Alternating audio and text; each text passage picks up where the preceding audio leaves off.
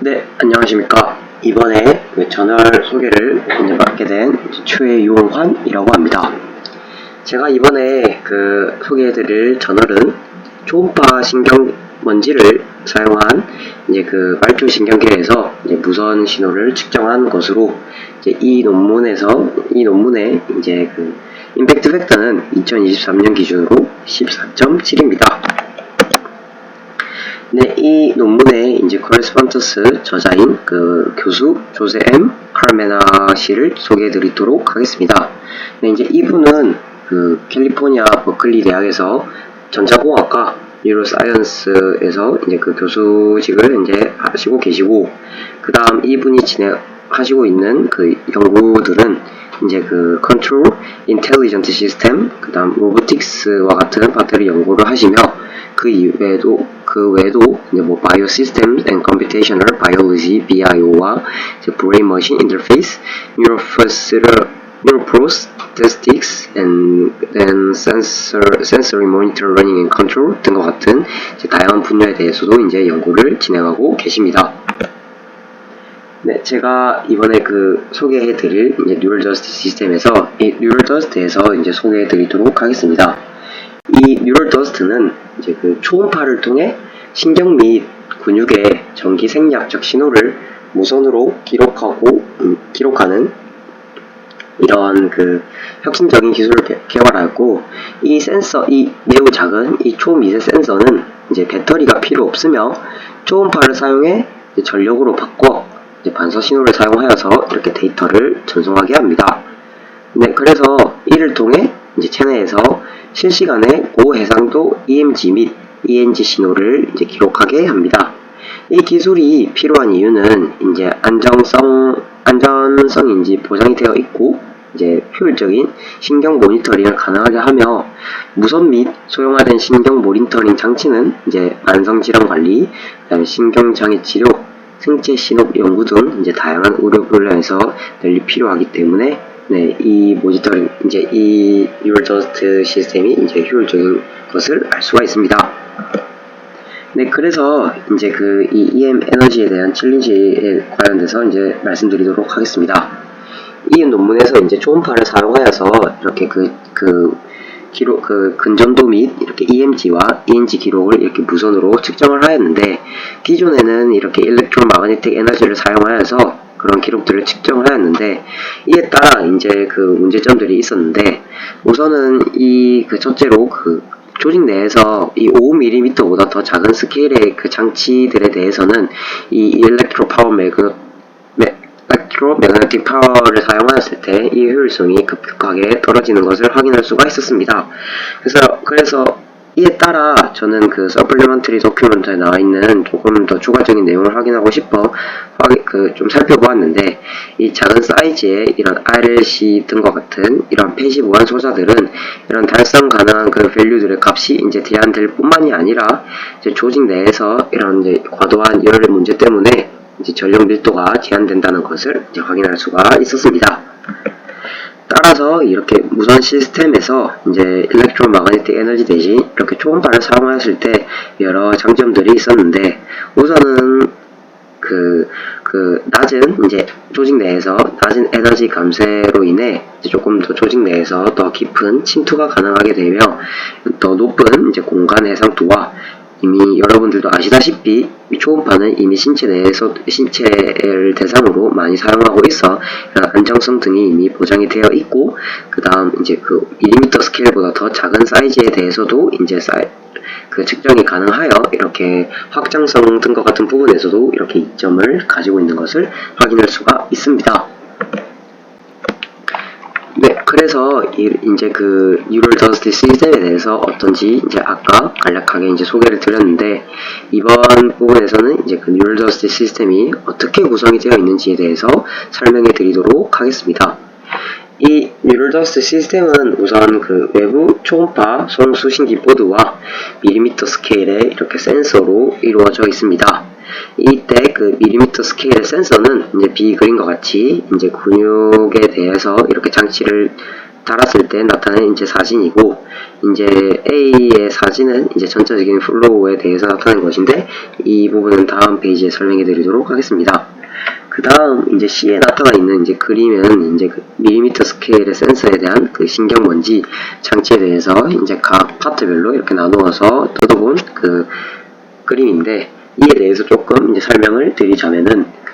이제 그 사이드에 나타나 있는 이 P조, 그 탑에도 나타나 있는 이 P조라는 이제 파트는 앞전 결정으로 그 기계적 그 변화를 전기적인 에너지로 변화시켜주고, 그뿐만 아니라 이제 전기적인 변화도 이제 기계적인 변화로 이렇게 바꿔줄 수 있는 그 결정이고, 그 다음 AG은 이제 그 외부 초음파 송수신 장치를 구동하여 신호를 송신하고 수신하는 기능을 이제 수행하며, 이제 바텀에 나타나 있는 이 리콜딩 패즈는 기록 전극으로 이제 전기 생략적 신호를 측정하는 역할을 하게 됩니다. 네, 그래서 이제 그 아까 간략하게 설명드린 이제 뉴럴 더스트 시스템에 대해서 이제 전체적인 이제 어떻게 동작이 되는지에 대해서 설명해 드리도록 하겠습니다. 그래서 여기 그 나타나 있는 이제 그림을 이제 같이 보시면 되는데, 이때 그 외부 초음파 송수신기에서 이제 초음파 펄스를 이제 방출하게 됩니다. 그럼 이때 초음파 펄스를 방출하게 되면은 이 센서의 이 앞전 결정을 진동시켜 초음파 에너지가 이제 전기적인 에너지로 이와 같이 이제 바뀌게 되는데, 이때 그 두 개의 그 리콜딩 시스템 간의 세포밖의 전압 변화가 트랜지스터의 게이트를 이제 조절해 결정에 흐르는 이렇게 전류량이 이렇게 변하게 되어 그 트랜지스터의 그 게이트가 바뀌게 되어 이때 흐르는 전류량이 변화되어 이 전류의 변화는 다시 앞전 결정의 진동을 변화시키게 되어서 이때 그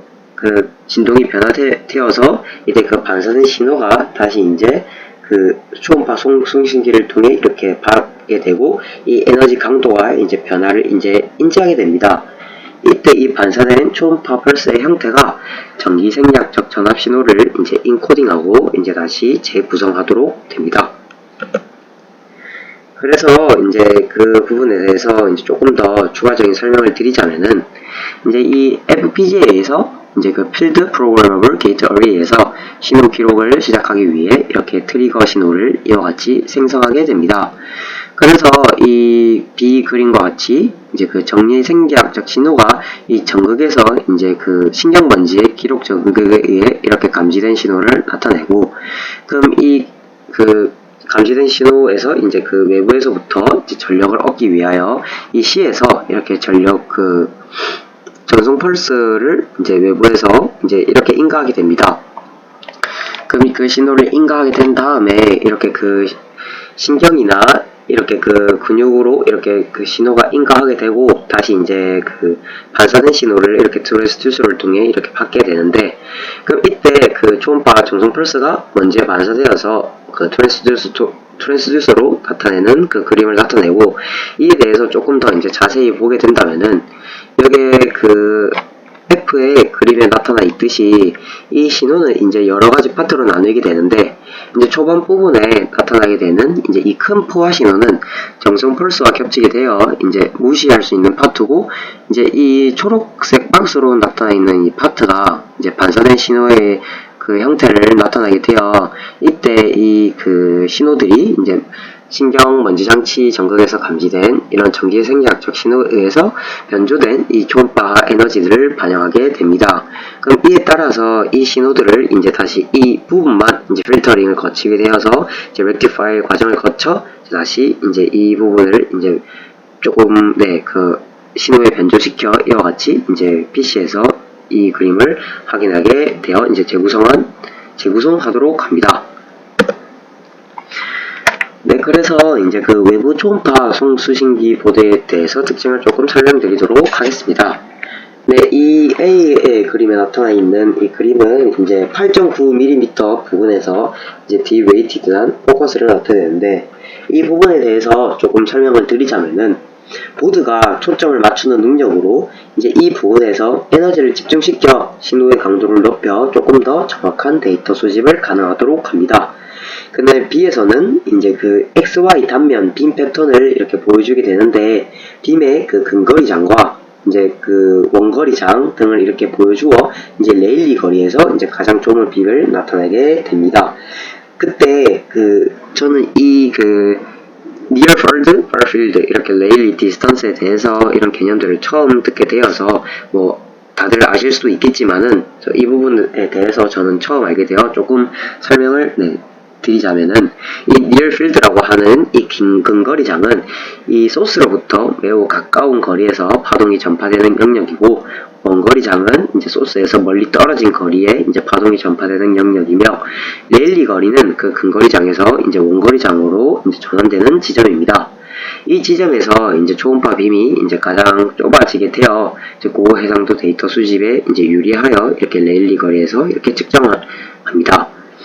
그래서 레일리 거리에서 이렇게 조금 더 높은 값들을 이제 띄게 됩니다. 이때 이 C에 나타나 있는 그다음 보드는 이제 입력 전압에 따라서 이제 출력 압력에 대한 나타낸 그래프로, 이 그래프는 이제 상승적으로 증가하는 그래프를 확인할 수가 있으며 이제 32V 피크 투 피크까지 이렇게 측정 가능하게 됩니다. 그 다음 나타나 있는 이 그림은 이제 커스텀 빌트 워터 탱크로 이런 뉴럴 더스트 시스템을 이렇게 커스텀 빌트한 이런 물탱크 속에서 측정하였을 때 어떤 결과가 나타나는지를 이제 보여주게 됩니다. 이때 전파 매질로서 디스틸 워터인 이 증류수를 사용하게 되었는데, 이는 이제 그 조직 내에서 음영 임피던스와 이제 비슷한 값을 나타내게 되어 전파 매질을 이제 증류수로 사용하게 되었고,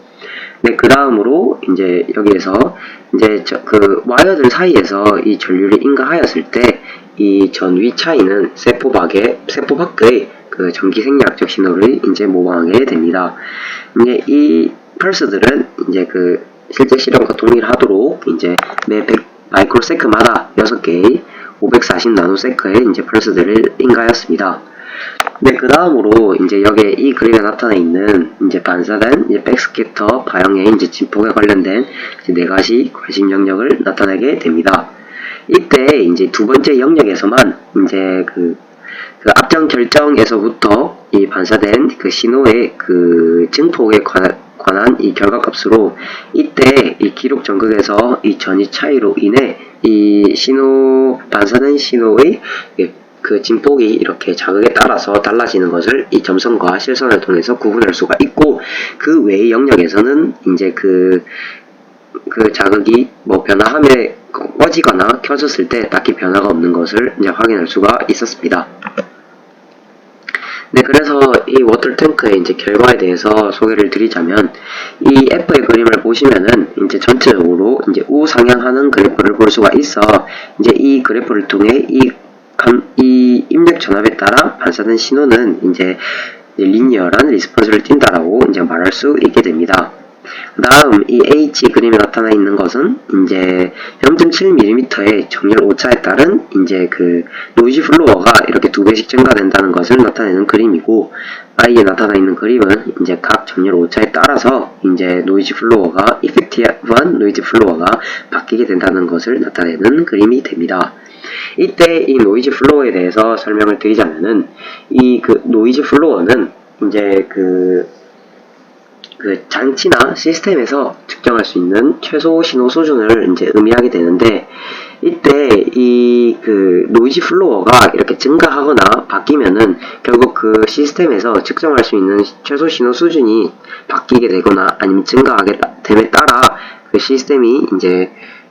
성능을 이렇게 판단할 수 있는 중요한 요인 중에 하나로, 이를 이제 설계할 때 고려하는 것은 이제 매우 중요한 부분 중에 하나라고 말할 수 있게 됩니다. 그 다음으로 이렇게 아래 좀 유의미한 결과가 나왔었는데, 이 뉴럴 더스트 장치는 이제 여기서 약 25%의 효율로 로드 레지스턴스에서 음향 파워가 이제 전기적인 파워로 이제 바뀌게 됐다는 것을 이제 확인할 수 있었습니다. 그래서 이제 무선 뉴럴 더스트 시스템을 사용하여서 EMG와 이제 ENG 근전도와 신경 전도를 이제 기록하고 이제 그에 따른 이제 결과를 소개해 드리도록 하겠습니다. 이때 이 기록한 방법은 어떻게 하였냐면은 근전도를 측정하였을 때는 그 신경 먼지 장치를 이제 근육의 표면에 이렇게 노출되도록 이렇게 두었고, 신경 전도를 측정할 때는 이렇게 신경에 이제 측정을 하였었습니다. 네, 그래서 이제 외부 초음파 송수신기 장치는 이렇게 그 삽입된 곳으로부터 이제 8.9mm로 떨어지게 이렇게 두었는데, 이는 이제 레일리 거리를 의미하여 조금 더 이제 조금 정확한 고해상도의 데이터 수집을 위해서 이와 같이 이제 거리를 두게 되었고, 이제 상업용 이제 그 초음파 젤을 이제 조금 더 달았는데, 이는 이 장치를 조금 더 결합을 강화하기 위해서 사용하였습니다. 네, 그래서 이제 이 신호, 이제 어떤 신호를 인가하였는지에 대해서 이제 자세한 그림이 이제 B의 그림과 같이 이렇게 나타나져 있습니다. 이 펄스들은 이제 매 6초마다 이렇게 자극 신호를, 펄스들을 인가하게 되었고, 200ms 동안, 이렇게 지속 시간 동안 이렇게 자극 펄스를 인가하였고, 그 중에서도 초기 20초 동안만 이렇게 기록을 진행하였습니다. 이 아래에 나와 있는 이 그림 C는 이제 Power Spectral Density 그래프인 PSD 그래프로 이제 이렇게 이제 고주파 신호들을 이제 확인할 수가 있는데, 이런 그 고주파 신호들을 띄게 되는 것은 이제 아까 말했듯 이제 계속 여러 번의 이제 자극 펄스들을 인가할 때 신호의 입력과 끝부분에서 이제 여러 개의 그런 그 급격한 신호 변화들로 인해서 이 파형들의 이렇게 엣지들이 발생하여서 이렇게 여러 개의 고주파 성분들을 띄게 되는 것을 확인할 수가 있습니다. 그 다음에 이 D 그림에서는 이제 30분 동안 연속적인 이 리코딩을 차렸을 때 어떠한 그 변화가 있었는지 측정한 그 그래프인데, 그 R은 0.901로 이 R은 상관계수를 의미하여 1이 맥시멈인 값으로 이제 상당히 높은 이 R 값이 나타나게 되었는데, 이를 통해서 이제 어떤 약간 눈에 띌만한 이제 저하는 없어 30분 동안 측정하였을 때 약간 아무런 거의 문제가 없다는 것을 확인할 수가 있었습니다. 그래서 이 PPT 슬라이드에 나타나 있는 이 사진들은 이제 근전도에서 신경먼지 시스템을 사용하였을 때 이제 기록한 값들에 대해서 나타나 있습니다. 그래서 이 C의 그림과 나타나 있는 그림은 이제 우선 신경장치를 사용하였을 때 나타난 그 결과값이고, 그 다음에 레퍼런스는 이제 상업용 유선 신호 장치를 사용하였을 때 나타난 그 결과값을 나타나게 됩니다. 이 그림을 통해서 이 우선과 유선 신호 사이에서 이 응답과 자극 강도는 이제 R은 0.795로 매우 높은 것을 보아 이제 거의 이쪽에서 거의 그 영역에서 일치한다는 것은 이제 볼 수가 있게 되었고, 그 다음 이 D 그림에서는 이제 average 값은 아까 말했던 이제 그 우선 더스트 시스템을 사용했을 때 시정한 값이고, 이 점선으로 되어 있는 이 부분은 이제 그 레퍼런스한 신호를 나타내는데, 이 각각 나타내는 이 수치들 54%, 69%의 이런 수치들은 이제 그 자극 강도의 그 퍼센트의 수준을 나타내요. 이 여러 자극 강도에 따른 이제 결과값들을 이렇게 나타내게 됩니다. 이때 그 무선 신호와 유선 신호 사이에 이런 차이점들은 대략적으로 이제 플러스 마이너스 0.4 mV 이내에 있다는 것을 다 확인할 수 있었습니다. 이 그림에 나타나 있는 이 그래프는 이제 자극 강도에 따른 이제 EMG의 그 피크 투 피크 볼테지에 대한 응답을 나타낸 그래프로, 이제 이 응답은 이제 시그모이드한 이런 응답을 나타내게 됩니다. 이때 그 신경먼지 장치에서 감지한 이 최소한의 이 시그널의 정도는 이제 대략적으로 0.25mV 정도였습니다. 이 슬라이드에서는 이제 신경 정도에서 그 Visual Dust 시스템을 사용하여서 기록한 것을 나타낸 그래프인데, 앞에 그림과 거의 흡사하여 이제 간략하게만 소개를 드리자면은 R은 0.886으로 이제 응답과 자극 강도에서 거의 일치하는 것을 확인할 수가 있고, 이 무선과 이제 그 유선 데이터 사이에서 이 차이들은 전부 이제 약간 대략적으로 0.2mV 정도의 이내에 있다는 것을 확인할 수가 있습니다. 그리고 이제 이 자극 강도에 따라 이제 그 EMG의 신경전도의 피크 투 피크 볼테지가 어떻게 나타나는지는 아까와 동일하게 시그모이드한 함수를 띄고 장치가 감지할 수 있는 최소한의 신호는 대략적으로 0.25mV 정도였습니다. 따라서 이 논문의 이제 결론에 대해서 말씀드리고 싶습니다. 이 그 신경먼지 장치는 초음파를 기반으로 하여 이제 무선 기술을 사용하였고, 이제 말초 신경계에 그런 높은 이제 하이한 퍼포먼스를 제공하였으며 5mm보다 더 작은 스케일에 대해서도 측정이 가능하여 이런 확장성에 대한 부분도 보여주었고, 그 다음 이제 그 기존의 상업용 그 유선의 그 전기 생리학적 신호의 그 측정 방식과 그 상당히 비견될 만한 결과들을 입증하였습니다. 그래서 이제 개선 방향으로서는 이제 그 커스텀한 이 수신기는 이제 노이즈 플로어를 조금 더 감소할 수 있고, 그 다음에 외부 장치 크기를 더 줄일 수 있으며, 특정한 목적에 따라 이제 촉정 깊이를 이제 더 선택할 수 있도록 합니다. 그 다음 이런 웨어러블하고 이 배터리 전원의 다양한 엘먼트 그 배열들은 이제 빔 스티어링을 이제 그 가능하게 하며, 이제 그 장치들의 정렬을 유지하게 하고, 그 다음 여러 개의 장치들에 대해서 조사할 수 있는 그런 능력들을 키울 수 있다는 그런 개선 방향들을 이제 보여주고 있습니다. 이제 그 이 논문에서 나타나 있는 이제 그 초음파를 사용하거나 이 시스템에서 약간 한계점으로 보자면은, 이 시스템에서는 G들을 마취해야만 측정할 수가 있다는 그 단점들이 있을 뿐만이 아니라, 통신거리가 이제 8.8mm로 이제 제한이 되어서 통신거리가 이제 너무 짧다는 한계점도 이제 보여주고 있었습니다. 이만 이제 이번 저널 발표를 마치도록 하겠습니다.